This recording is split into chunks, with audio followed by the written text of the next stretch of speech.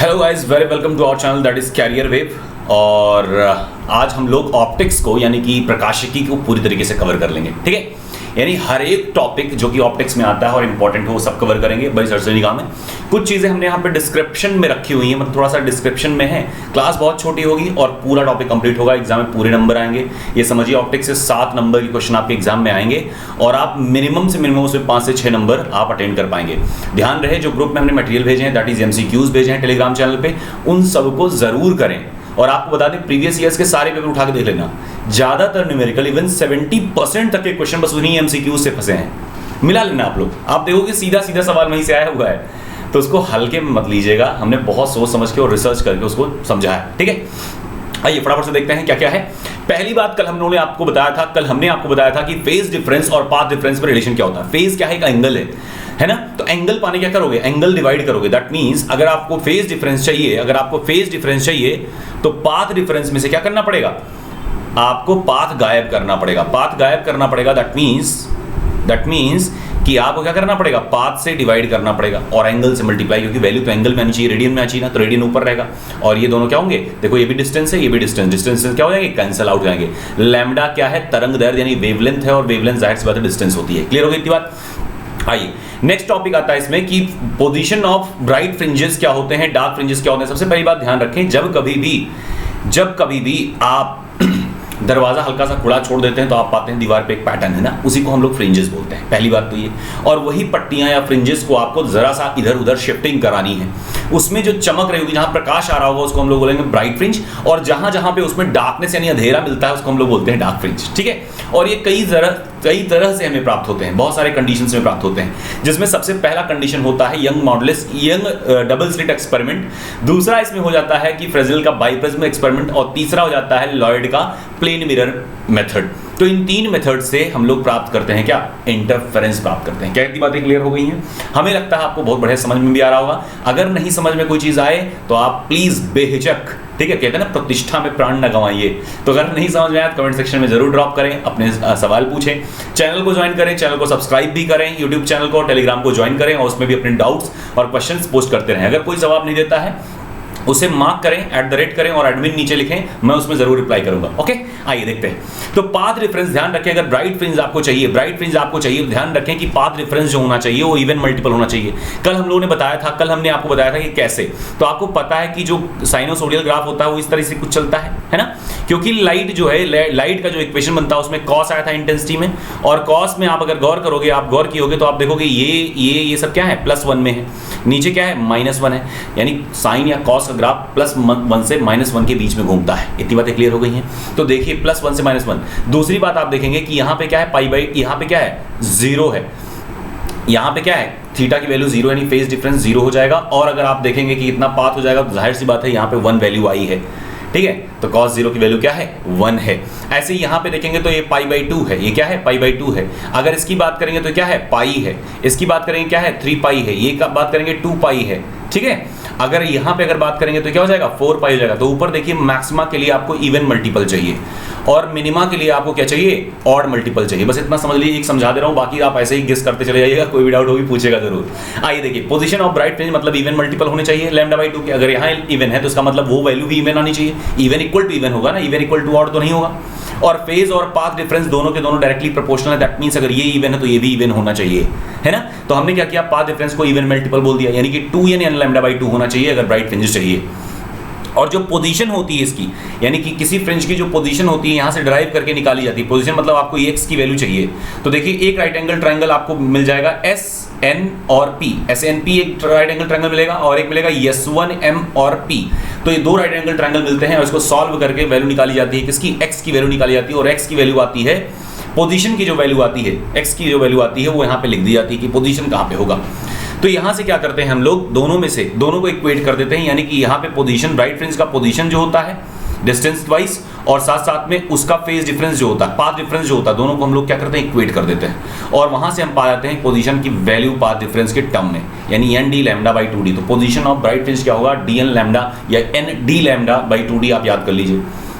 अगर आपसे विड्थ पूछें तो n, जैसे मान लीजिए दूसरे में से पहला घटाओगे तो क्या आ जाएगा, जो जगह खाली छुट्टी होगी, है ना, तो यानी विड्थ आ जाएगा। और 2 में से 1 गया, क्या होगा, 1 होगा। यानी n की वैल्यू अगर 1 रख दिया जाए तो जो वैल्यू आएगी वो क्या हो जाएगी, विड्थ होती है। तो ध्यान रखें, जो विड्थ अगर आपसे थिकनेस पूछें, थिकनेस यानी w पूछें, तो ये हो जाएगा d लैम्डा अपॉन 2d।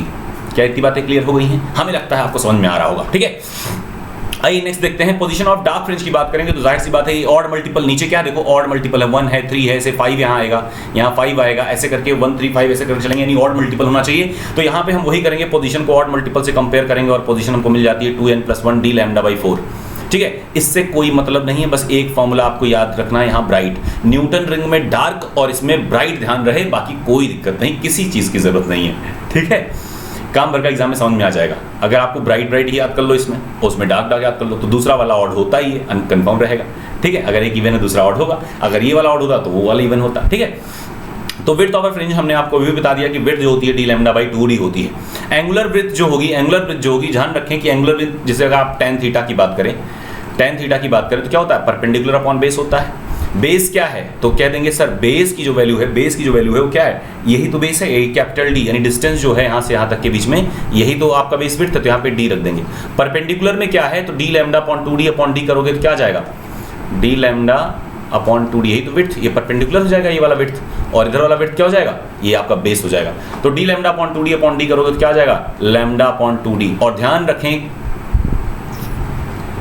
रखें एक चीज कि जो थीटा अगर स्मॉल होती है, tan theta equals to theta लिख देते हैं, और इसी को हम बोलते हैं एंगुलर विड्थ। तो आपसे पूछा जाएगा एंगुलर विड्थ कितनी होगी, तो आप बताएंगे क्या, तो आप कहेंगे lambda upon 2d, small d है।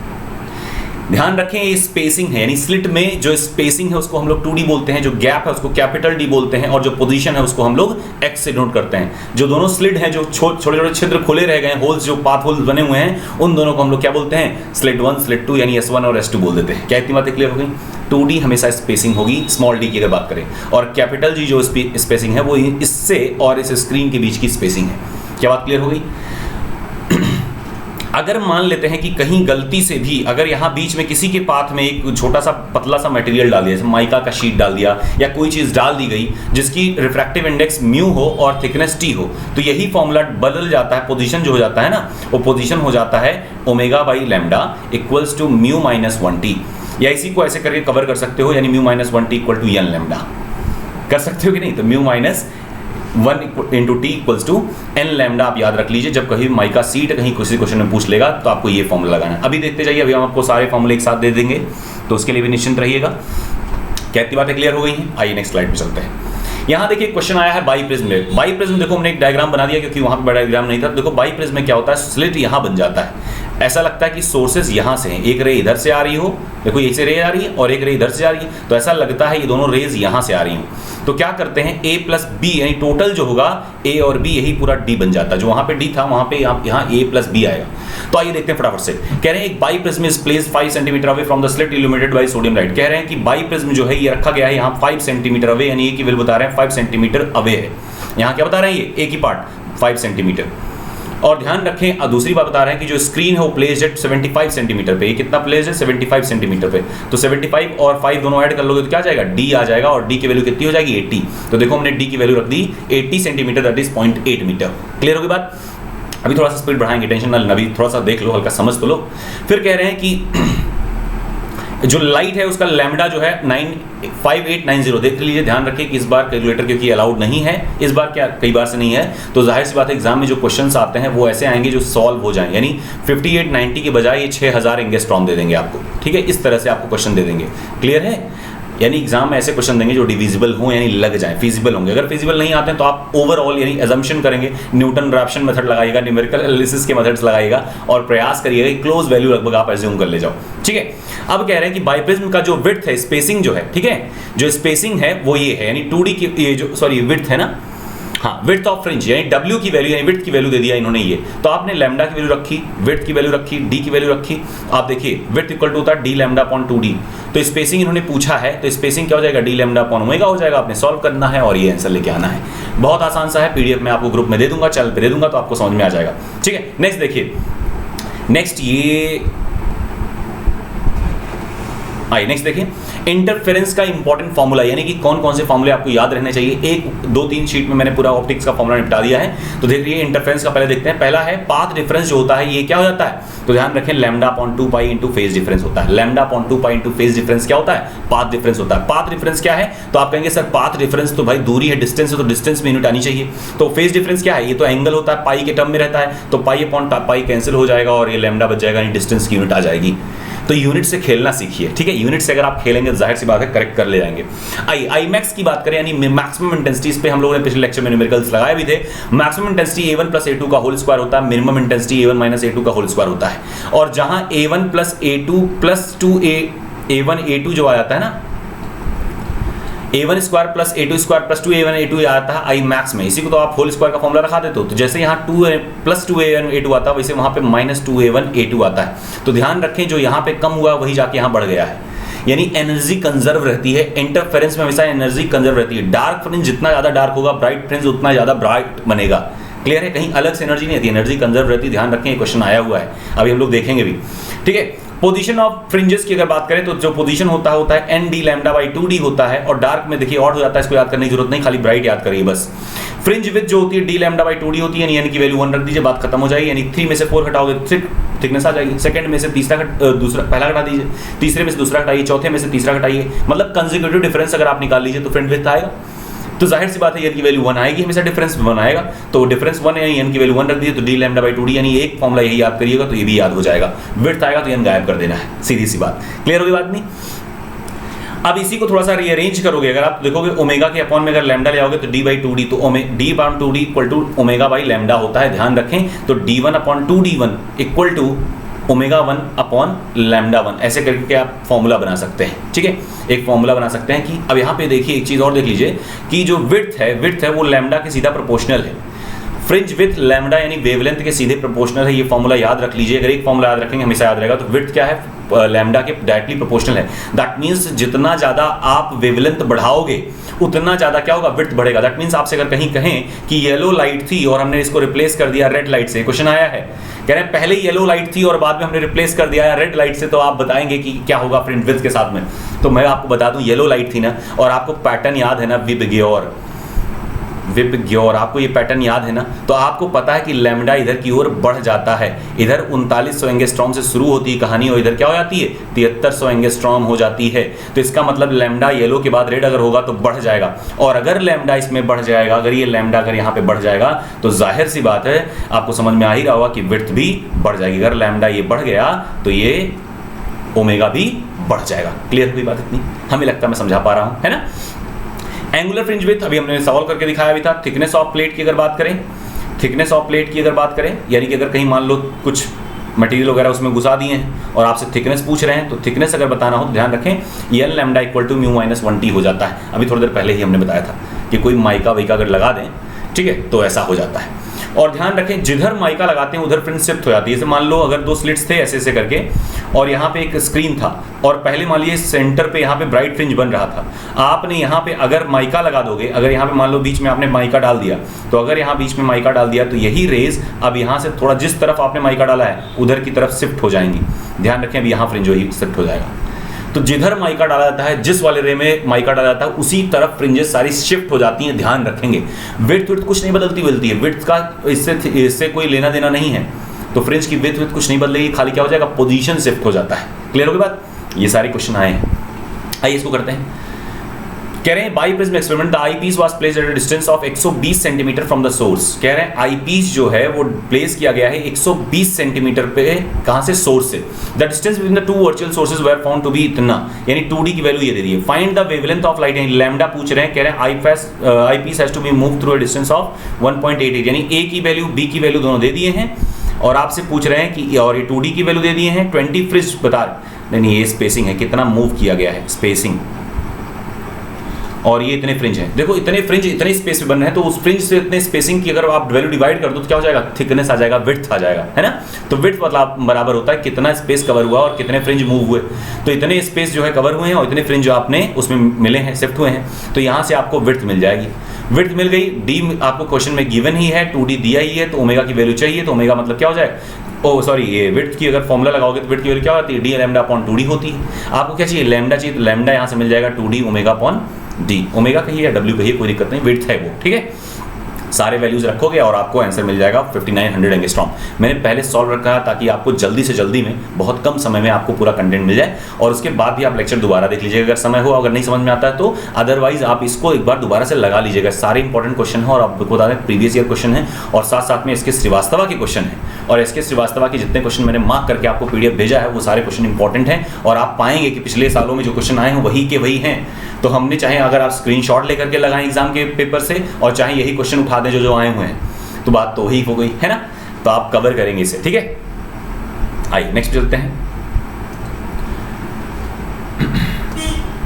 नेक्स्ट चलते हैं, कहते हैं fringes are produced with monochromatic light of wavelength 5450 angstrom, कह रहे हैं 5450 एंगस्ट्रॉम के एक लाइट यूज किए गए हैं और उसमें फ्रिंज बना है। कह रहे हैं थिन प्लेट ऑफ ग्लास, कह रहे हैं ग्लास उसमें बीच में डाल दिया, ग्लास या माइका कोई चीज डाल दी गई जिसका म्यू कितना है 1.5 है, और उसको प्लेस कर दिया गया बीच में किसी एक इंटरफेयरिंग लाइट के, जो उन्होंने बनाया एक इंटरफेयरिंग लाइट के बीच में उसको डाल दिया गया। तो कह रहे हैं कि जो सेंट्रल बैंड ऑफ फ्रिंज होगी वो क्या होगी, मूव हो जाएगी ना, वहां शिफ्ट हो जाएगी। हमने अभी थोड़ी देर पहले बताया कि वो शिफ्ट हो जाती है उसी डायरेक्शन में जिस वाले रे के बीच में डाला गया है। तो कह रहे हैं थर्ड, कह रहे हैं वो शिफ्ट कहां हुई है, थर्ड पे शिफ्ट हो गई है। तो calculate the thickness of fringe, कह रहे हैं कि बताइए थिकनेस कितनी है। तो कितना अब जो बन रहा है फ्रिंज वो कैसा है, तीसरा है। पहले क्या था, वो सेंट्रल था, अब क्या है, तीसरा n 3 हो गया है। तो n की वैल्यू 3 रखिए, म्यू की वैल्यू 1.5 रखिए, लैम्डा की वैल्यू जो दी हुई है वो रखिए। और आपको पता है mu minus 1t equal to n lambda, formula हमने शुरुआत में लिखा था। जब भी म्यू की कोई क्वेश्चन आएगी तो सीधे यही फॉर्मूला याद कर लेना। कहीं रिफ्रैक्टिव इंडेक्स से रिलेटेड कोई क्वेश्चन आपको दिखे ऑप्टिक्स का तो यही फॉर्मूला याद कर लीजिएगा, सीधा सीधा यही लगा दीजिएगा। और इसमें आपसे पूछा है thickness t equal to n lambda upon mu minus 1 हो जाएगा। सारी वैल्यू रखिए, सीधे आंसर आ जाएगा 3.27 × 10⁻⁶ दैट इज 3.27 माइक्रोन। क्लियर होगी बात। आइए नेक्स्ट क्वेश्चन पे चलते हैं। नेक्स्ट क्वेश्चन नहीं है, यहां से हम लोग कुछ देखते हैं कि क्या क्या क्वेश्चन ऐसे हैं जो कि इंपॉर्टेंट में आते हैं, एग्जाम में आते हैं, और उसके फॉर्मूले आपको याद करने हैं। तो एक फॉर्मूले का शीट हमने पहले दे दिया, अब यहां से देख लीजिए 2 फॉर्मूले का शीट और आपको मिलेगा, मतलब 2-3 क्वेश्चन और मिलेंगे। जैसे स्टोक का एक्सपेरिमेंट है, स्टोक का एक्सपेरिमेंट बहुत महत्वपूर्ण है, ध्यान रखेंगे। स्टोक ने 2 एक्सपेरिमेंट किए थे, एक तो यूनिफॉर्म थिकनेस के लिए किया था, कहा अगर यूनिफॉर्म थिकनेस की यानी कांस्टेंट थिकनेस की कोई मटेरियल ले लें और उस पर अपना इंटरफेरेंस ऑब्टेन करें, ठीक है। और एक कहा उन्होंने अगर मान लीजिए वेरिएबल थिकनेस हो, यानी कि वेज शेप थिकनेस हो, यानी एक तरफ पतली चादर है वही चादर एक तरफ मोटी हो रही है, तब क्या होगा।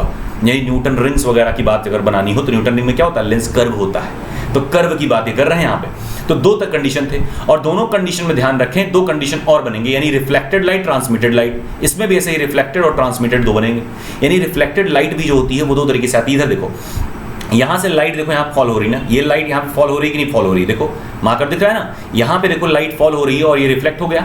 दूसरा क्या हुआ, अंदर रिफ्रैक्ट होके अंदर गया, रिफ्रैक्ट होके अंदर गया, और वहां से फिर रिफ्लेक्ट हुआ, पार्शियली रिफ्लेक्ट हुआ, और पार्शियली फिर वापस रिफ्लेक्ट हुआ, लेकिन पार्शियली क्या हो गया, रिफ्रैक्ट फिर से हो गया, कुछ अपवर्तन फिर से हो गया। तो आप पाएंगे ये वाला जो रे है, ये वाला रे है, एक ही रे से सोर्स से तो आया है ना, एक ही सोर्स रे सोर्स से आया। और ध्यान रखें लॉयड का मिरर फॉर्मूले में भी जो लॉयड का मिरर एक्सपेरिमेंट था वो भी सेम टू सेम है, बस में ट्रांसमिटेड लाइट नहीं रहता, खाली रिफ्लेक्टेड रहता है। तो देख लेना दोनों के दोनों आए, और देखो ये भी उसी डायरेक्शन में जा रहा है, इसी भी डायरेक्शन में वो भी जा रहा है, और ये इतना जो गैप है यही इतना क्या हो जाएगा, पाथ डिफरेंस हो जाएगा। और इसी पाथ डिफरेंस की वैल्यू निकाल लीजिएगा, और आपको कुछ ना कुछ पाथ डिफरेंस चाहिए, उसी पाथ डिफरेंस पे आप फेज डिफरेंस निकालेंगे, और जान जाइए कि अगर फेज डिफरेंस कांस्टेंट आ रहा है या पाथ डिफरेंस एक कांस्टेंट बना हुआ है फेज और पाथ में, तो जाहिर सी बात है कि अब इंटरफेरेंस बनेगा, है ना, क्योंकि आपको पता है कि वेवलेंथ और फ्रीक्वेंसी तो सेम ही है, क्योंकि वही चीजें कहानी घट रही है।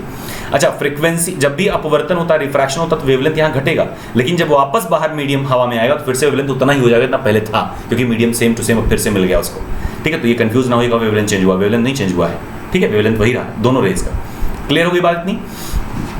तो इस वाले यानी रिफ्लेक्टेड रे के लिए देखें तो जो मैक्सिमा होगा, मैक्सिमा ध्यान रखें, मैक्सिमा ऑड मल्टीपल होता है और मिनिमा इवन मल्टीपल होता है, ठीक है। Maxima odd multiple, minima even multiple होता है। और सेम ऐसे ही अगर ट्रांसमिटेड की बात करें तो इसी का रिवर्स हो जाता है, क्या हो जाता है, maxima odd multiple, sorry maxima even multiple और मिनिमा ऑड मल्टीपल हो जाता है।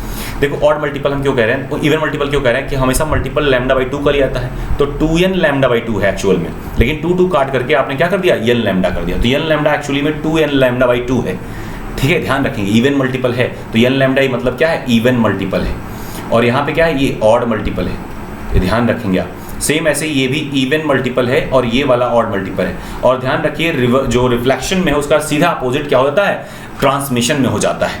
और वेज शेप में अगर आप देखेंगे वेज शेप में, तो वेज शेप में जो यहाँ रिफ्लेक्शन में मिलता था वही वेज शेप में मिलता है।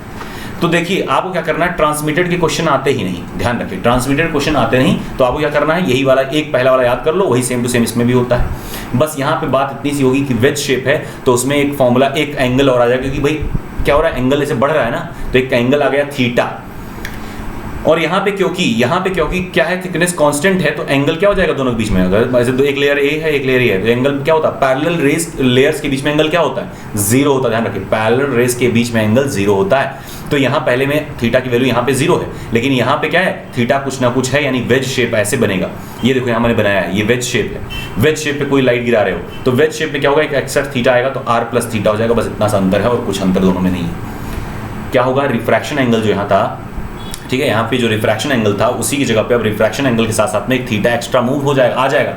एग्जाम में क्वेश्चन आता है, अगर कभी किसी मिरर को थीटा डिग्री घुमा दिया जाए तो रिफ्लेक्टेड रे कितना घूम जाती है, तो आप कहते हो सर 2 थीटा, यानी थीटा एडअप हो जाता है। सेम ऐसे रिफ्रैक्शन में भी थीटा एडअप हो जाएगा अगर कर्व बना तो।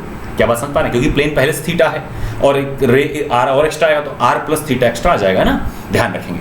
तो कुल मिला जुला के इसमें आपको आर प्लस थीटा याद रखना और इसमें सीधा आर रखना है याद, ठीक है। मैं प्रयास करूंगा थोड़ा सा कॉन्सेप्ट बहुत संक्षेप में दे दूं।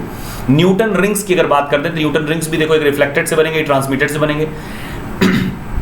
मैक्सिमा अगर बात करें, देखो यही वाला केस, यानी कि जो रिफ्लेक्टेड वाला केस है, ए मतलब क्या है, रिफ्लेक्टेड लाइट, और बी मतलब रिफ्रैक्टेड लाइट। तो ध्यान रखें, मतलब ट्रांसमिटेड मतलब ये रिफ्रैक्ट होकर उधर गया है तो ट्रांसमिट हो गया है। ध्यान रखें इसमें रिफ्लेक्टेड वाले के फॉर्मूले रख लें। तो मैक्सिमा होता है 2n-1, मैक्सिमा किस पे आता है, ऑड पे। वहां पिछली बार भी हम लोग देखा था, पिछले स्लाइड में भी, कि ये ऑड पे मैक्सिमा है और इस पे मिनिमा जो है वो इवन पे है। इवन मतलब 2n λ/2 ये है एक्चुअल में, तो इसी को हमने क्या कर दिया, n लैम्डा बोल दिया।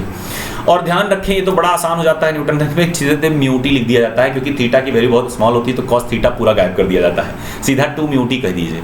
cos थीटा और r का कोई कॉन्सेप्ट नहीं, बहुत ईजी हो जाता है फॉर्मूला आपका। और तो मैक्सिमा और मिनिमा की आपने वैल्यू याद कर ली।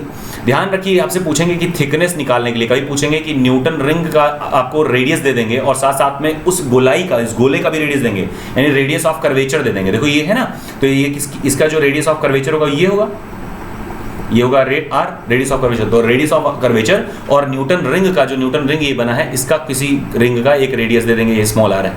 और आज पूछेंगे थिकनेस बताओ कितनी होगी उसकी, तो थिकनेस ऑफ एयर फिल्म जो इसके बीच में ट्रैप है, इसके बाद में है, वो इतना ही आता है, r²/2r आता है, ध्यान रखें, ठीक है। अगली बात देखें, डायमीटर। ध्यान रखें ये बहुत इंपॉर्टेंट है, इस पे क्वेश्चन हर साल एक आए हैं, हर पेपर में हर साल एक क्वेश्चन आया है डायमीटर पे।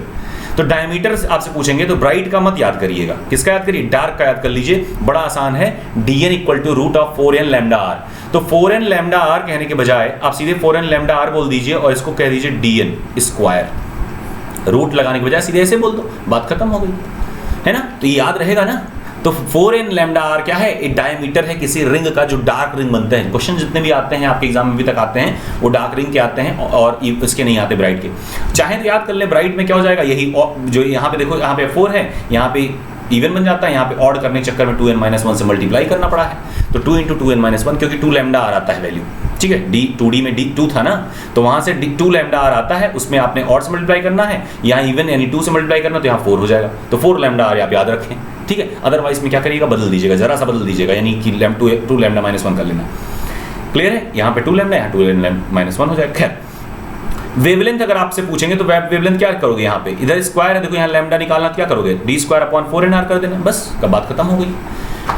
अगर आपसे पूछे कि एक यंथ रिंग दे दें, कहते एक तीसरा रिंग है और एक आपसे बता दें 12वां रिंग, और इन दोनों के बीच में आपसे स्पेसिंग बोल दें, या एक रिंग दे दी और 12वां पूछ रहे हैं, तीसरा दे के 12वां पूछ रहे हैं, ऐसा कर रहे हैं, तो दोनों केस में आपको फॉर्मूला ये वाला लगाना है। pth रिंग पूछ रहे हैं, nth रिंग दिया है और pth रिंग पूछ रहे हैं, तो ये फॉर्मूला बन जाता है।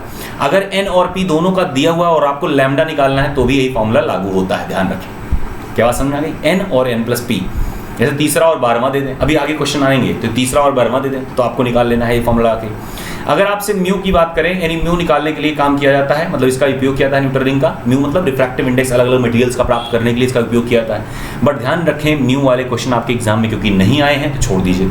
इस पे ठीक है, इस पे नहीं है तो बहुत आसान। देखो dn प्लस p का स्क्वायर माइनस dn का स्क्वायर, ये एयर में अपॉन जिस लिक्विड का उन्होंने म्यू पूछा है उस लिक्विड में आंसर आ जाता है, और सीरीज द वैल्यू दी रहती है, सीधा लगाना होता है। ठीक है, आइए अब हम लोग देखते हैं ट्रांसमिटेड लाइट में। ट्रांसमिटेड लाइट में ध्यान रखें, ट्रांसमिटेड लाइट में फॉर्मूला ये बन जाता है 4n लैम्डा r होता था ना, वहां क्या होता था 4n लैम्डा r होता था, d स्क्वायर बराबर, तो r यहां से गायब कर दीजिए, अपॉन ले आइए 1 प्लस r1 और ले आइए 1 plus r2, sorry 1 upon r2, और ध्यान रखें दो कर्व बन रहे हैं तो r1 अलग बनेगा r2 अलग बनेगा। ठीक है, अब यहां पे देखिए प्लस कब होगा, प्लस तब होगा जब दोनों सरफेसेस कर्व हों, यानी दोनों के दोनों ये कर्व हों अगर, तो प्लस बीच में लगा देना, ऐसे कर्व दोनों बने हों, दो रखे गए हों कर्व सरफेस पे। यहाँ पे क्या था, यहाँ पे फ्लैट सरफेस था, यहाँ पे क्या था फ्लैट सरफेस था, ध्यान रखें यहाँ पे हमेशा फ्लैट सरफेस था। अगर कर्व सरफेस होगा तो केस 1 बनेगा यानी प्लस लगेगा, अगर यही कॉन्केव सरफेस हो यानी एक ऐसा सरफेस हो और दूसरा सरफेस इस तरह से हो और इस पे ये रखा गया हो, अब इस पे न्यूटन रिंग आप ऊपर से बनवा रहे हो तो ध्यान रखना इसमें फॉर्मूला माइनस लग जाता है, तो कुल मिला के बस इतना सा रख लो प्लस माइनस r। क्या बात समझ में आ रही है? हमें लगता है आपको समझ में आ गई होगी। चलिए नेक्स्ट पे चलते हैं। ये तो फॉर्मूले थे। यहाँ देखिए मोनोक्रोमेटिक लाइट का मतलब, ध्यान रखिए यहाँ से जितने फॉर्म क्वेश्चंस होंगे वो सारे के सारे बहुत इंपॉर्टेंट हैं, बहुत ज़्यादा इंपॉर्टेंट हैं, देखो बहुत क्लियरली समझते चलिएगा। मोनो मतलब होता है, मोनो मतलब क्या होता है, फटाफट से बताइए आंसर क्या होगा, ऑप्शन बताते रहिए कि इसका सही जवाब क्या होगा, रुकेंगे नहीं बताते रहेंगे, लेकिन आप बताइए कमेंट सेक्शन में। मोनो मतलब होता है सिंगल, और क्रोमा मतलब होता है कलर, तो क्या हो जाएगा beam of same colour, option number is the correct one. आप ज्यादातर लोग सही हो। खैर नेक्स्ट चलते हैं। To demonstrate the phenomena of interference we require two sources that emit the radiation of, कह रहे हैं इंटरफेरेंस अगर आपको चाहिए, अगर लड़ाई भी करनी हो तो अपने हिसाब के आदमी से लड़ा जाता है ना, अपने टक्कर का तो हो, तो जाहिर सी बात है इंटरफेरेंस हो रहा है, लड़ाई हो रही है लाइट के दो सोर्सेज के बीच में, लाइट के दो बीम्स के बीच में, इसका मतलब क्या दोनों सेम नेचर के होने चाहिए। और नेचर किस पे डिपेंड करता है तो बता दें आपको, फ्रीक्वेंसी पर वेवलेंथ कांस्टेंट होना चाहिए उसके फ्रीक्वेंसी पे, और साथ साथ में कांस्टेंट फेज डिफरेंस होना चाहिए। फेज डिफरेंस आपको इंड्यूस करना पड़ेगा, कैसे भी करके करिए। फेज डिफरेंस कैसे होगा, अगर पाथ डिफरेंट हो जाए, पाथ डिफरेंस आ गया तो फेज डिफरेंस अपने आप आ जाएगा, है ना। और सोर्स सेम होना चाहिए, तो अब देखो सेम सोर्स को बोलते हैं हम लोग कोहेरेंट, ध्यान रखिएगा, same source is known as coherent, इसलिए बहुत बता रहे हैं क्योंकि ये भी क्वेश्चन आने के चांस हैं। तो कोहेरेंट सोर्स मतलब होता है सेम सोर्स है, और ध्यान रखेंगे इसमें क्या होना चाहिए, सेम फ्रीक्वेंसी होनी चाहिए और फेज डिफरेंस कांस्टेंट होना चाहिए, इसी को बोलते हैं हम लोग मोनोक्रोमैटिक। क्रोमा मतलब सेम कलर यानी सेम वेवलेंथ, तो मोनोक्रोमैटिक में सेम वेवलेंथ भी होना चाहिए, भी ध्यान रखेंगे। तो मोनोक्रोमैटिक और कोहेरेंट मतलब समझ गए। आइए नेक्स्ट चलते हैं। इन यंग डबल स्प्लिट एक्सपेरिमेंट देखिए जितने क्वेश्चन टिपिकल थे उन एमसीक्यूज में वो भी हमने उठा रखे हैं इसमें, तो अगर आपको वहाँ नहीं समझ में आया तो यहाँ समझ में आ जाएगा, इसको जरूर देखिएगा, सभी लोग देखिएगा, और इसको अगर आप हो सके तो चैनल को सब्सक्राइब कर लीजिए, और इस पीडीएफ को मैं जो ग्रुप में आपको डालूंगा तो आप वहाँ से सेंड भी या शेयर भी कर दीजिएगा, ठीक है। The young double slit experiment the separation between the slit is half, कह रहे हैं जो स्लिट के बीच में सेपरेशन है यानी कि 2D जो है 2D यही 2D जो है क्या कर दिए, हाफ कर दिए, 2D को हाफ कर दिए, और the distance between the two slits, और स्क्रीन इज डबल्ड, यानी जो स्लिट यहाँ थे दोनों और यहाँ पे जो स्क्रीन थी इसके बीच में जो डिस्टेंस था यानी D, इस D को क्या कर दिए हैं, इस D को क्या कर दिए डबल कर दिए, इसको D को क्या कर दिए 2D कर दिए। तो ध्यान रखें D 2D हो गया है और 2D हाफ हो गया है, 2D यानी स्पेसिंग क्या हो गया, हाफ हो गया। तो इसी फॉर्मूले में वही चीज लगाइए, तो यहाँ पे क्या कर रही है आप, यहाँ पे ऊपर रख दीजिए 2D लैम्डा अपॉन इसको हाफ कर दीजिए, तो हाफ रखेंगे क्या हो जाएगा, हाफ कर दिए 2D अपॉन 2 कर दीजिए, तो अपॉन वाला 2 ऊपर आ जाएगा तो आ जाएगा 4 into D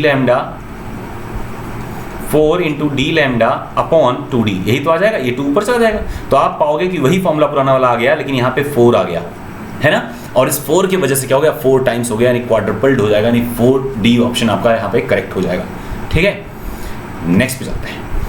4 light waves are expressed, कह रहे हैं 4 तरह की लाइट हैं और इसमें बताना है कि कौन कौन से में इंटरफेरेंस बनेगा। तो पहला बता रहा है y1 क्या है, a1 sin ओमेगा t, और एक देखो y3 बता रहा है sin ओमेगा t प्लस 5, देखो यहाँ एक एक्स्ट्रा डिफरेंस आ गया ना फेज का, तो देख लीजिए पहला और तीसरा ये दोनों इंटरफेरेंस तो बना ही लेंगे। दूसरे देखिए a2 sin 2 ओमेगा t मतलब 2 टाइम्स है, और साथ में एंगल क्या है ओमेगा t है, और यहाँ पे एंगल में क्या कर रहे हैं प्लस, क्या कर रहे हैं एक एक्स्ट्रा फेज डिफरेंस जोड़ दे रहे हैं, तो जाहिर सी बात है ये भी हो जाएगा, यानी सेकंड वाला और फोर्थ वाला। क्या ये ऐसा सही है, तो इसमें कौन सा ऑप्शन सही हो जाएगा, देखिए एक तो पहला और तीसरा सही है, तो पहला और तीसरा कहाँ है, ये वाला सही हो गया। दूसरा ध्यान रखिए सेकंड वाला और फोर्थ वाला सही है, तो सेकंड और फोर्थ वाला ये, तो यानी कि यहाँ पे बी एंड सी दोनों ऑप्शन सही हैं, ध्यान रखेंगे B and C both correct हैं, दोनों में आपको इंटरफेरेंस मिलेगा क्योंकि दोनों में आपको फेज डिफरेंस दिख रहा है, ठीक है, दोनों में एक फेज डिफरेंस दिख रहा है। और वैसे देखेंगे तो पूरा एम्पलीट्यूड ही बदल जा रहा है। अगर पहले और दूसरे को देखोगे एम्पलीट्यूड ही बदल जा रहा है, ट्वाइस हो जा रहा है। डिफरेंस थोड़ी है फेज, वो डबल हो गया ना, अलग सोर्स ही हो गया ना। तो ध्यान रखें, डबल नहीं करना है, डिफरेंस लाना है, मल्टीप्लाई नहीं करना है, कुछ एडअप करना है। ठीक है, नेक्स्ट पे आइए। The maximum number of possible interference maxima for slit separation equal to twice the wavelength of Young modulus. कह रहे हैं स्लिट सेपरेशन यानी जो डी है, maximum number of possible interference maxima D की value is equal to twice the wavelength. कह रहे हैं डी की वैल्यू जो है, डी जो है वो ट्वाइस हो गई है लैम्डा के। तो डी की वैल्यू कह रहे हैं अगर वेवलेंथ का 2 गुना डी रख दिया जाए तो बताइए कितने नंबर ऑफ टोटल फ्रिंजेस बनेंगे। तो ध्यान रखें d sine theta equal to l lambda का फॉर्मूला लगाएंगे, इसको करेंगे सॉल्व। डी की जगह पे आप क्या रखेंगे, डी की जगह पे आप 2 लैम्डा रखिए, तो साइन थीटा की वैल्यू आ जाएगी एन लैम्डा अपॉन 2 लैम्डा। तो आपको में क्या मिल गया, एन बाई 2 मिल गया। साइन थीटा की वैल्यू या तो -1 हो सकती है तो प्लस 1 हो सकती है, इसके बीच में ही रहनी चाहिए। तो एन की वैल्यू अगर आप 2 रखोगे तो क्या आ जाएगा, +1 आ जाएगा। एन की वैल्यू -2 रखोगे क्या आ जाएगा, -1 आ जाएगा, है ना, -1 आ जाएगा। तो यानी 2 और -2 दोनों फिजिबल है। अगर एन की वैल्यू 0 रखो तो क्या हो जाएगा, वैल्यू 0। तो 0 क्या है, -1 के बीच में लाइए कर रहा है ना, तो जाहिर सी बात है 0 हो जाएगा। अगली बात ध्यान रखें, अगली बात क्या करना है, साइन एन की ऐसी कोई वैल्यू रखो कि साइन की जो वैल्यू आ जाए वो उसी बीच में रहे। तो अगर 1 रख दें 1/2 तो साइन 30 की वैल्यू होती है ना।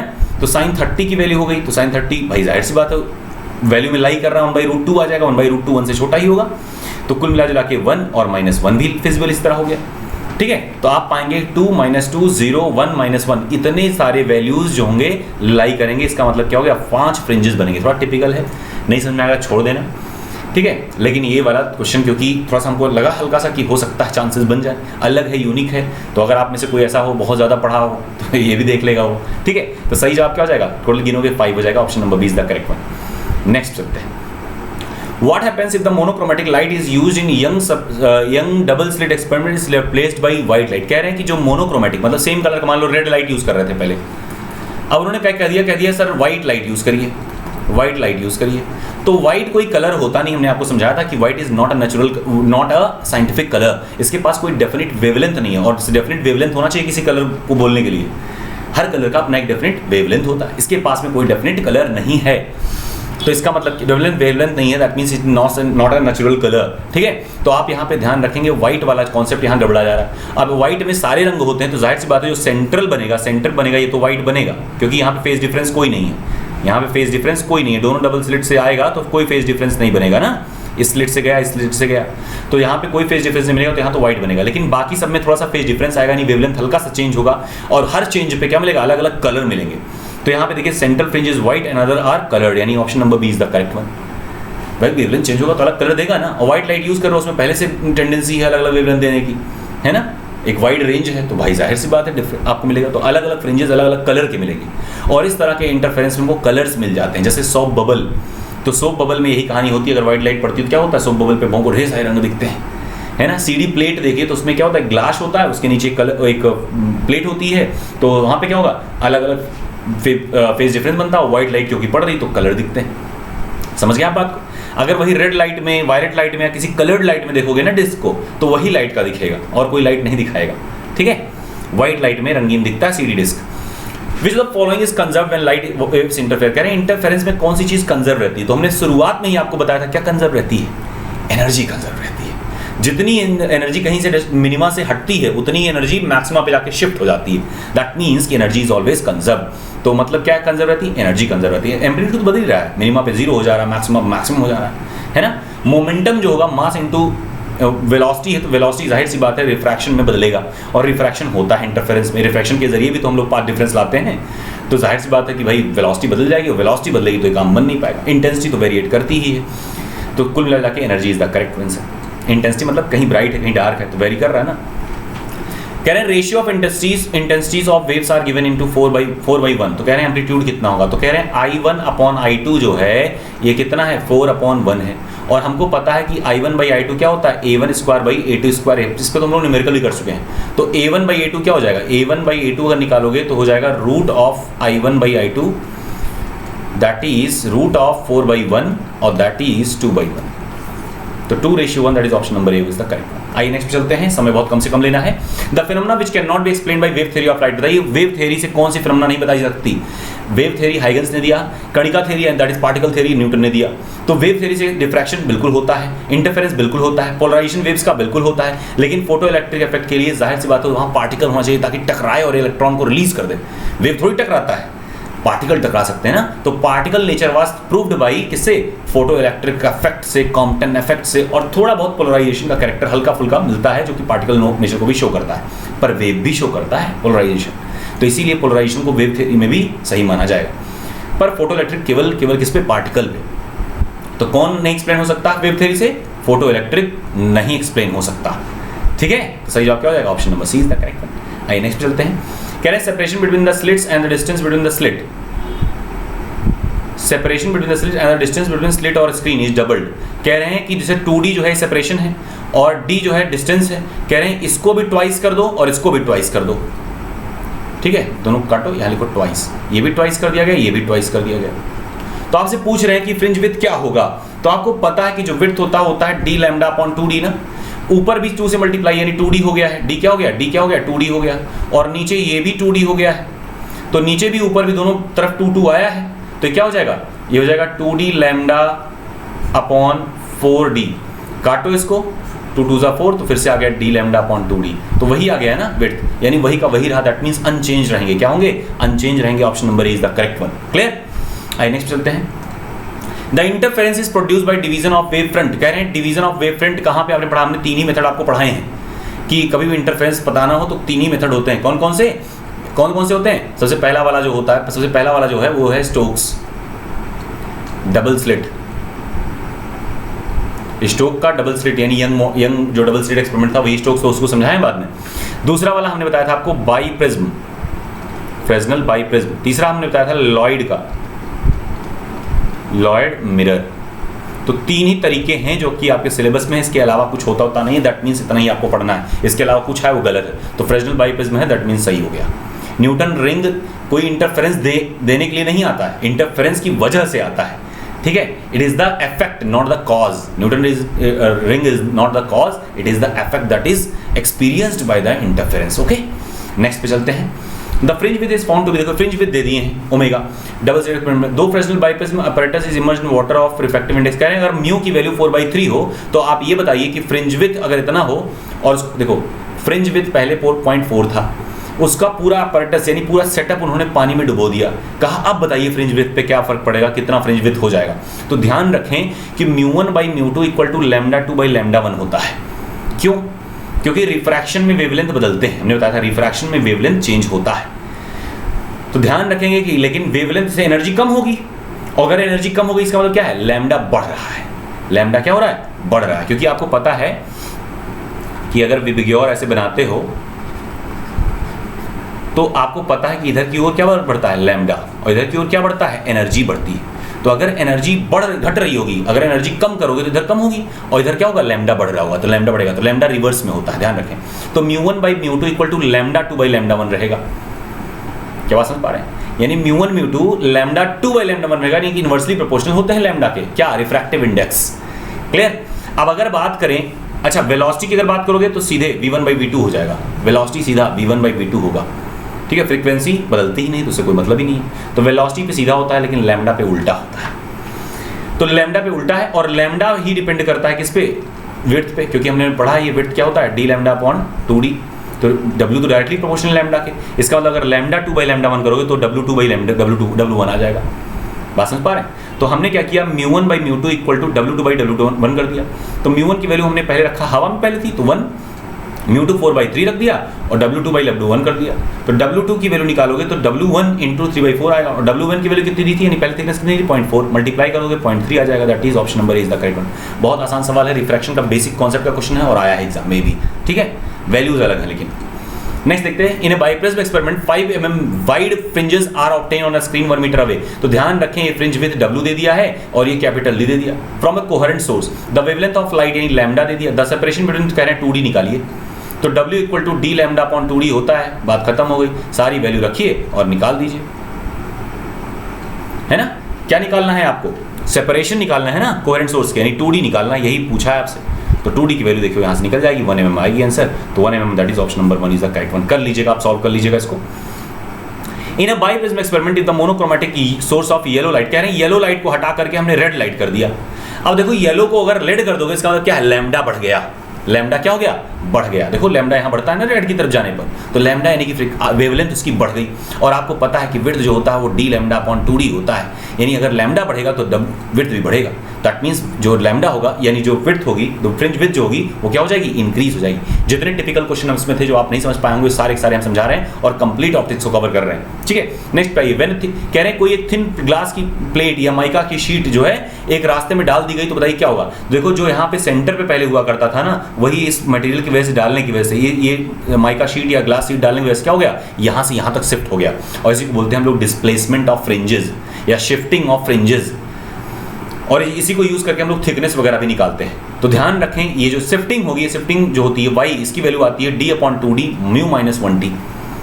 तो d अपॉन 2d आती है। कैसे आती है तो क्या आपको पता है, n लैम्डा इक्वल टू आ जाएगा म्यू माइनस 1t, अभी हम लोग शुरुआत में पढ़ा था, है ना। और n लैम्डा क्या हो जाएगा, d अपॉन 2d हो जाएगा। बात खत्म, समझ रहे हैं आप बात को। तो यहीं से आप क्या करना है, यहीं से आपको आइडिया मिल जाएगा कि ये फॉर्मूला बन जाएगा, यानी यही शिफ्टिंग हो जाएगी। पोजीशन है ना, ये एक्स पोजीशन है, तो पोजीशन का फॉर्मूला लगाइए। n लैम्डा बाई 2d होता है कि नहीं होता है, n d lambda by 2d। ठीक है, n d lambda by 2d होता है, n d lambda by 2d ये पोजीशन होती है, पोजीशन है ये। और ये n लैम्डा की जगह पे आप क्या रखेंगे, म्यू माइनस 1t रख दीजिए। n लैम्डा की जगह पे क्या रख दीजिए आप, इसमें म्यू माइनस 1t रख दीजिए। तो यही है पोजीशन, पोजीशन में n d lambda by 2d होता है, तो डी लैम्डा की जगह पे आप क्या रख देंगे, एन लैम्डा की जगह क्या रख देंगे, म्यू माइनस 1t रख देंगे, यही फॉर्मूला आ जाएगा, शिफ्टिंग आ जाएगी। तो बहुत आसान है, अलग से समझना वझना नहीं है, थोड़ा सा ठंडे दिमाग सोचोगे आ जाएगा। क्लियर। अब देखो यहाँ पे पूछ रहे हैं क्या होता है, देखो जिधर इसको प्लेट को लगाया है उधर ही शिफ्ट होता है ना। तो पहला वाला the entire fringe system shift towards the side on which sheet is plate, that is correct one. यानी कि जिधर आपने शीट पुट अप किया है उसी की तरफ क्या होगा, सारा सारा रिप्लेस हो जाएगा। और ध्यान रखें फ्रिंज केवल शिफ्ट हो रही है, विड्थ तो नहीं बदलता है, विड्थ चेंज नहीं होता है, ये भी क्वेश्चन आया है। तो ध्यान रखें विड्थ नहीं बदलता है, केवल फ्रिंजेस शिफ्ट होती हैं। अगर विड्थ की बात करें तो आप कहेंगे रिमेन्स अनचेंज्ड, हर कैरेक्टर सेम रहता है, बस शिफ्टिंग होती है। ठीक है, ध्यान रखेंगे। अच्छा कभी कभी पूछ लेते हैं यहाँ पे रखने के बाद में किसका थिकनेस कितना होगा, तो थिकनेस भाई फॉर्मूला आपको पता ही है, इसमें टी ही तो अननोन है, तो टी ही अननोन है, टी आप यहाँ से निकाल लेंगे, थिकनेस निकाल लेंगे, बाकी चीज़ें गिवन रहेंगी अगर थिकनेस पूछेगा तो। डायरेक्ट क्वेश्चन आते हैं, सीधा सीधा फॉर्मूला बेस्ड क्वेश्चन आते हैं, तो घबराने की बिल्कुल जरूरत नहीं है। ठीक है, आइए Newton ring are observe in reflected light of wavelength of in, कह रहे हैं लैम्डा इतना है और न्यूटन रिंग आपको मिल रहे हैं, क्वेश्चन एग्जाम में आया है। डायमीटर जो है वो 10th डार्क रिंग का यानी 10th डायमीटर D10 जो है वो इतना है 0.5 है। तो आप बताइए सेंटीमीटर में, तो रेडियस ऑफ कर्वेचर नहीं कैपिटल R बताइए और थिकनेस बताइए एयर फिल्म का। तो देख लीजिए डाई ऑफ R जो होता है रिंग होता है DN होता है रूट ऑफ 4 लैम्डा R, अभी हमने शुरुआत में ही आपको बताया। तो D स्क्वायर ये हो जाएगा, यहाँ से R की वैल्यू निकाल लोगे, खट से आ गया, सीधा फॉर्मूले पे क्वेश्चन आ रहा है। तो यहाँ से क्या हो गया, R निकल गया। और आपको हमने ये भी बताया था कि जो T होती है वो n लैम्डा बाई 2 होती है, या आप R और स्मॉल r से भी निकाल सकते हो, है ना, क्योंकि आपको पता है कि थिकनेस क्या होती है, R स्क्वायर अपॉन 2R होता है ना।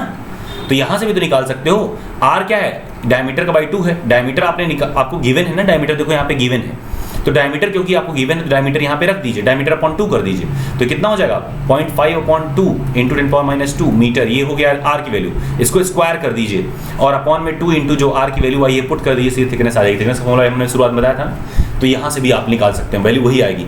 या फिर आप ये कर लीजिए 2T equal to n lambda, ये फॉर्मूला हमने बताया था हमने शुरुआत में, तो म्यू टी होता है, तो एयर क्योंकि है तो म्यू की वैल्यू 1 हो जाएगी, तो 2 म्यू टी करने के बजाय सीधे से 2T लिख दीजिए, म्यू की वैल्यू 1 होती है, ध्यान रखें हवा के लिए, एयर फिल्म के लिए। क्लियर है बात। तो 2T equal to n lambda, बात खत्म हो गई। म्यू की जगह पे हमने 1 रखा है तो वहाँ से भी लगा दीजिए, ज़्यादा हमको ईजी लग रहा है तो यही करिए, स्क्वायर स्क्वायर नहीं तो यहाँ पे करना पड़ेगा। इधर देखिए कह रहे हैं कि लैम्डा 1 और लैम्डा 2 दो तरह के लाइट यूज़ करे हैं और उसकी वजह से उनको कुछ फ्रिंजेस मिले हैं, और ये बता रहे हैं कि जो लैम्डा 1 का nth फ्रिंज है वो n+1th डार्क फ्रिंज के लैम्डा 2 से कोइंसाइड कर रहा है, दोनों एक ही जगह बन रहे हैं। और कहाँ पे बन रहे हैं वही आपको पता करना है, और आपको उसके बाद बताना है कि जो डायमीटर जो पोजीशन पे बन रहे हैं उसी पोजीशन का आपको डायमीटर बताना है, उस पोजीशन के रिंग का डायमीटर बताना है। तो पहले n मिल जाए, तो dn क्या होता है, dn स्क्वायर क्या होता है 4n लैम्डा r होता है, तो आपको पता ही है।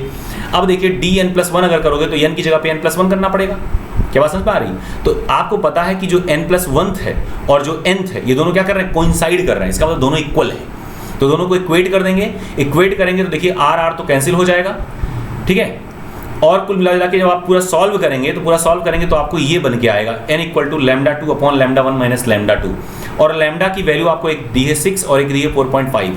और बाकी जो 10 टू द पावर में आएगा वैल्यू 10 पावर -7 आएगा, 5 है मीटर में करेंगे -7 आएगा, ये देखो कैंसिल आउट हो जाएगा क्योंकि यहाँ कॉमन लोगे, यहाँ भी मल्टीप्लाई में रहेगा, कट जाएगा। तो सीधा डिफरेंस निकालिए तो आ जाएगा 4.5 upon 1.5 that is equal to 45/15 यानी कि 3 आ जाएगा।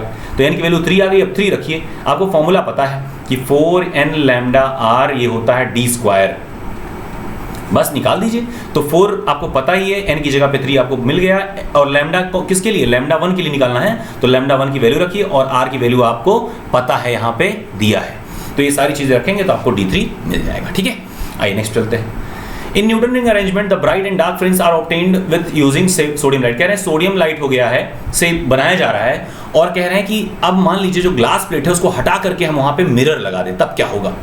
तो ध्यान रखना मेरे दोस्त, ये जो क्वेश्चन है इसका आंसर आपके क्वेश्चन सीट में गलत चला गया है। ठीक है, तो इसको ध्यान से देखिएगा, इसका आंसर थोड़ा सा उसमें एरर है, आप लोगों ने हमको बताया भी था शायद। खैर, तो इसका गलत है, ध्यान रखिएगा। जब रिफ्लेक्शन होगा ना, जब वापस रिटर्निंग बैक होगी, तो इसका मतलब क्या है, रिफ्रैक्शन में ही आपको फ्रिंज मिल रहे थे, रिफ्लेक्शन में तो फ्रिंज नहीं मिलेगा ना। तो इंटेंसिटी इतनी बढ़ जाएगी कि जो फ्रिंजेस होंगे वो सारे सारे गायब हो जाएंगे। वैसे अगर देखा जाए तो इंटेंसिटी बढ़ने की वजह से गायब हुई, ब्राइटनेस बढ़ाइए तो इमेज धीरे धीरे गायब हो जाता है ना। ब्राइटनेस बढ़ाते जाओ, अगर किसी इमेज का ब्राइटनेस बढ़ाओ एडिट में जाकर के और 100 कर दो, देखो गायब हो जाएगा इमेज। तो ब्राइटनेस बढ़ने की वजह से फ्रिंज गायब हुए, ना कि फ्रिंज गायब हुआ। लेकिन जितनी ब्राइटनेस बढ़ती जाएगी उतना डार्क फ्रिंज की हम लोग बात करते हैं, जब फ्रिंज होता है तो डार्क फ्रिंज क्या होंगे, गायब हो जाएंगे, कम हो जाएंगे। वहीं अगर ब्राइट फ्रिंज की बात करेंगे वो चौड़े होंगे। तो इन्होंने ये तो बोला नहीं कि डार्क फ्रिंज या ब्राइट फ्रिंज, खाली फ्रिंज बोला है, तो एक घटेगा एक बढ़ेगा। अगर आप डार्क समझ रहे हैं तो डार्क वाला तो घट ही जाएगा, तो उसके लिए डिक्रीजेस सही होगा। और हमको लग रहा है जब हमने उसको मार्क किया होगा तो हमारे दिमाग में यही होगा कि डार्क है, डार्क कम हो जाएगा। लेकिन ध्यान रखें, क्योंकि ब्राइट या डार्क दोनों की बात नहीं किया है, तो इसका मतलब हो गया फ्रिंज डिसअपीयर हो जाएंगे। Option number D is the correct one. Clear? आइए लास्ट क्वेश्चन करते हैं और फिर आपको छुट्टी देते हैं। लास्ट क्वेश्चन है, न्यूटन रिंग अरेंजमेंट ब्राइट और डार्क रिंग जो है ऑब्टेन किए गए हैं सोडियम लाइट को यूज करके, और एंटायर अरेंजमेंट को क्या किया गया है, वाटर में डुबो दिया गया। कह रहे हैं पूरा सिस्टम को वाटर में डुबो दीजिए। तो अभी थोड़ी देर पहले हम लोग करे थे ना कि डायमीटर अगर निकालना हो तो क्या हो जाएगा, यहाँ अपॉन में म्यू एक्स्ट्रा आ जाता है।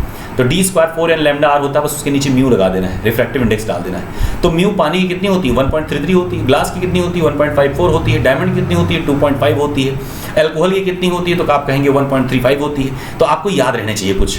तो यहाँ पे ग्लास पानी में डुबो रहे हैं तो एक से ज़्यादा है ना वैल्यू ये, और एक से ज़्यादा वैल्यू से अगर डिवाइड करोगे तो ओवरऑल में क्या होगा, कम आएगा, और कम आएगा दैट मीन्स डिक्रीज हो जाएगा। क्या हो जाएगा, डिक्रीज हो जाएगा। नेक्स्ट पे चलते हैं। बस इतना ही था, और आप लोग को बधाइयाँ, आप लोगों ने हमारे साथ में बहुत अच्छे समय बिताया। आप लोग सपोर्ट करिए हमें और सब्सक्राइबर की संख्या बढ़ाइए। सब्सक्राइबर की संख्या पता नहीं क्यों अटकी पड़ी, मुझे समझ में नहीं आ रहा है। 10-5 बढ़ रहे हैं, शुरुआत में कितने देर से बढ़े थे, 750 पे अटका हुआ है।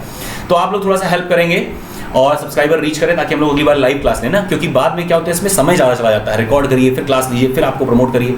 सपोर्ट करें आप लोग, ठीक है। और साथ साथ में शेयर खूब ज़्यादा करें और तन मन धन लगा के पढ़ाई करें। इस समय और कोई ऑप्शन आपके पास नहीं, कोई चारा आपके पास नहीं है। अगर मैंने क्वालिफाई किया था तो जाहिर सी बात आप भी क्वालिफाई कर सकते हैं, लेकिन जैसा हमने किया था वैसा आपको करना पड़ेगा, थोड़ा सा समय ज़्यादा देना पड़ेगा। दूसरी बात, आप में से ज़्यादातर लोग हमें पूछ रहे हैं कि करंट अफेयर्स कहाँ से पढ़ें, कहाँ से पढ़ें। कुछ मत पढ़ो भाई। करंट अफेयर्स क्यों पढ़ना चाहते हो आप? 4 नंबर के लिए आप डेली 2 घंटे देने के तैयार हो, और 30 नंबर की फिजिक्स आती है उसके लिए डेली 2 घंटे एक्स्ट्रा नहीं दे सकते हो। ये तो अजीब मजाक हो गया है ना। तो ध्यान रखें, करंट अफेयर्स क्या करें, जो मॉक में आपको मिल जा रहे हैं वही लगा लीजिए। बस एक्स्ट्रा करंट अफेयर्स के चक्कर में ना पढ़िए, और ना ही एक्स्ट्रा किसी और जीएस के चक्कर में पढ़िए। पॉलिटी या करंट का जो भी हमें मटेरियल लगेगा जो सुटेबल है, आ सकता है, वो मैं आपको भेज दूंगा। कल जब हमने सिलेबस आपको बताया था, एनालिसिस बताया था, उसमें हमने आपको कुछ टॉपिक्स बताए थे। उन टॉपिक्स का अगर देख पाए तो उन्हीं टॉपिक्स का बस देख लीजिए। बाकी फालतू के चक्कर में मत पढ़िए, समय मत वेस्ट करिए मेरे दोस्त। जीए और जीएस के चक्कर में मत पढ़िए। कितना भी पढ़ लेंगे उसमें 4 नंबर से ज़्यादा आप नहीं पाएंगे, मैं गारंटी लेता हूं, मैं लिख के दे रहा हूं। ये 4 से 5 पा जाएंगे, इससे ऊपर तो नहीं पाएंगे कभी भी। तो इतना सारा पढ़ के 5 नंबर पाओगे, यहाँ 30 नंबर फोकस कर दो, मैथ पे फोकस कर दो, यहाँ से कितना ज़्यादा स्कोर कर ले जाओगे। मैथ एप्टीट्यूड पे फोकस कर लो, इंग्लिश पे, रीजनिंग पे फोकस कर लो। जीएस के पीछे कहाँ पढ़े हो जब आपको श्योर ही नहीं कि बढ़ेगा कि नहीं बढ़ेगा, वो नहीं बढ़ेगा नंबर, उतना ही रहेगा। बहुत पढ़ लोगे तब भी। रीजनिंग फोकस करोगे, पूरे के पूरे नंबर आते हैं रीजनिंग में। रीजनिंग में 15 आउट ऑफ 15 ऑब्टेन किया जा सकता है, मिलता है बहुत आसानी से, ईजी आता है। एप्टी में आप समझ लीजिए, अगर आप एप्टी की बात करेंगे तो उसमें भी आप लगभग 15 में से समझ लीजिए 12-13 तक आप गेन कर पाओगे। इंग्लिश में 20 में कम से कम अगर आप गेन करोगे, 16-17 गेन करोगे, पढ़ लोगे कायदे से, तो उधर फोकस करो ना। क्या जीएस के चक्कर में पड़े हो। खैर, थैंक यू सो मच। आप हमारे साथ बने रहे, हंसते रहे, मुस्कुराते रहे, और हमारे channel that is career wave को लाइक जरूर करें, सब्सक्राइब करें, फॉलो करें, दोस्तों के साथ में शेयर भी करें, और सपोर्ट करने से पीछे ना हटें। Okay, all the best, bye bye.